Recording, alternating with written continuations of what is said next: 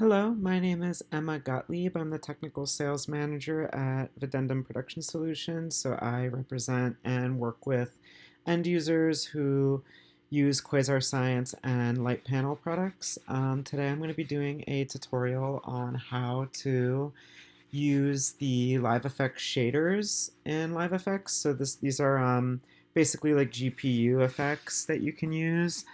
Um, a shader library downloads automatically with every copy of Assimilate Live Effects. You just need to check the shader library download when you start up the program for the first time.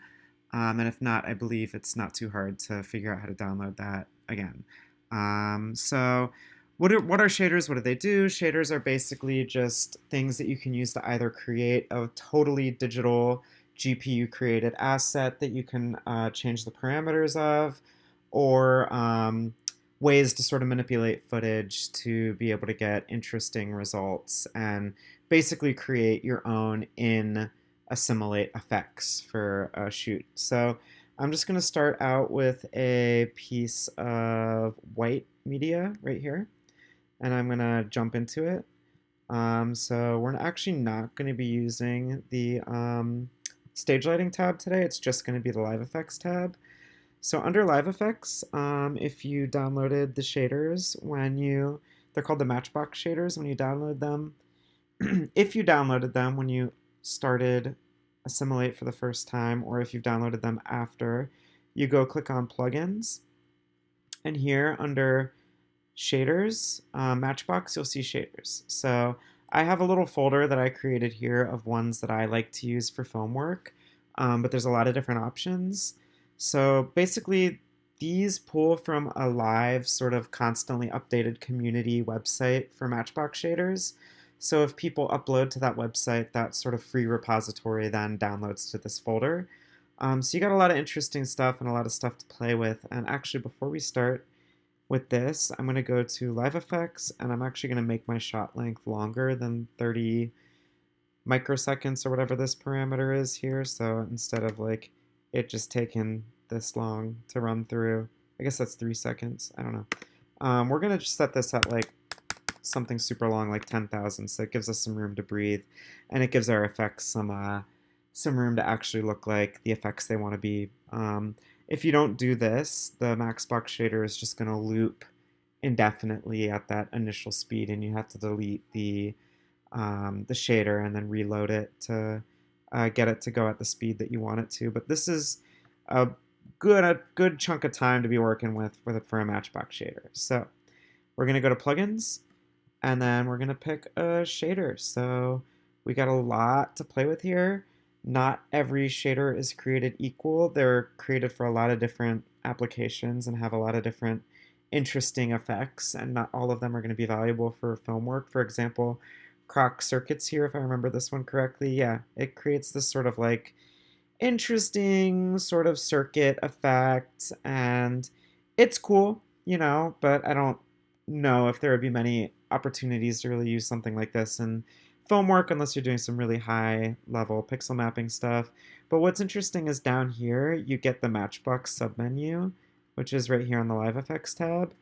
And with the Matchbox submenu, you actually can control different parameters within the Matchbox shader. So for example, I can change the width here to sort of bring in, I guess, I'm guessing that's the opacity of the image. I'm not quite sure what that does. We can up the detail if we want. So I guess that just punches us in a little bit. That's kind of cool. Yeah, we can check the speed. Let's make that a little faster. Nice. Maybe we want it really, really, really slow. Cool. So yeah, as you can see, Matchbox shader is an effect that you can manipulate, and you got a lot of different effects to, a lot of different stuff that you can play with. But let's actually play with a Matchbox shader that's valuable for film set stuff, at least on the day shooting. So we're going to go back to the plugins menu after deleting the layer here. And I'm going to input a flame. So there we go. Now we have a computer-generated flame. This is instead of having to grab a YouTube video or instead of having to have a fire effect on lock, You can mess with the detail, so how many, how detailed the fire effect will actually look. We can make it super detailed or super blocky. Let's make it detailed. I think the DP wants some detailed stuff for this. And that's a little too fast, so let's slow down the speed a little bit. That's nice. And I'm not really sure what the offset does. Okay, I'm really not sure what the offset does. But yeah, as you can see, we can build sort of like a rudimentary custom effect here, right? Without needing to pull media from anywhere. There's a lot of interesting shaders like this. Another one that I want to show you is a way to sort of create a nice, interesting water effect. So with a water effect, I don't think we want a base layer of white. I think white is probably a little boring. So we're going to go to the color frame tab here, and we're actually going to change the color of the white, basically. So let's pull this in just to get some saturation. And then down here, we're going to find a nice blue. Yeah, that's good. Now we want to hit the enter button when we do this and not click off of it, because if we click off of it, then it defaults back to where it was before, which was the white. So I'm going to show you one of my favorite Matchbox shaders. We're going to click on plugins, and then under my subfolder for Emma's favorites for film work. You're not going to have this when you download the program. I built this folder myself, but all three of at least these shaders are in the shader folder. I just separated them so I could have quicker access to them, so I didn't have to dig through the folder. So I'm going to click on Perlin, and I love Perlin. This is probably my favorite Matchbox shader on here. This creates a really interesting sort of water effect, and we can kind of do a lot of different things with this. When I create sort of a textured water effect that I kind of want to play on a talent's face or something, I'll pool the color of the media, or at least the Matchbox shader, to black. That looks really good. And then I actually like to bump up the frequency, and the gain is actually the size of the purlins. That's what I call them, at least. So we can make them a lot thicker. We can make it super thick and just black out the screen.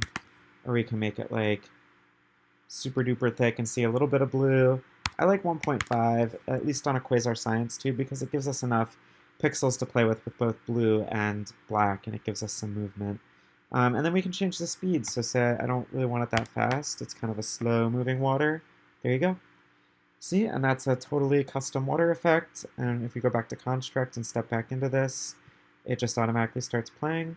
So let's just play with one more plugin. Let's just jump over to the shaders over here real quick. And let's see, what's a good one? As you can see, there's a whole lot of interesting stuff here.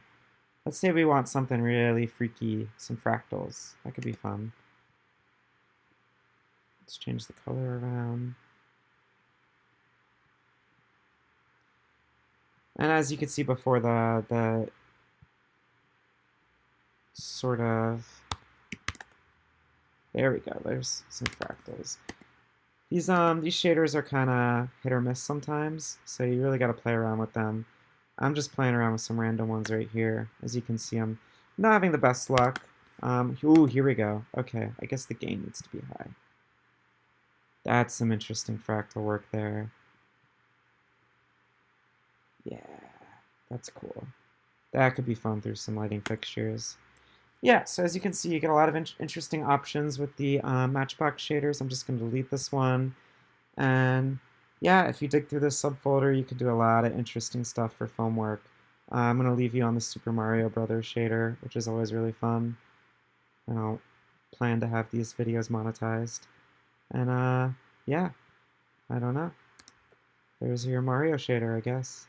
All right, take care, everybody. Bye.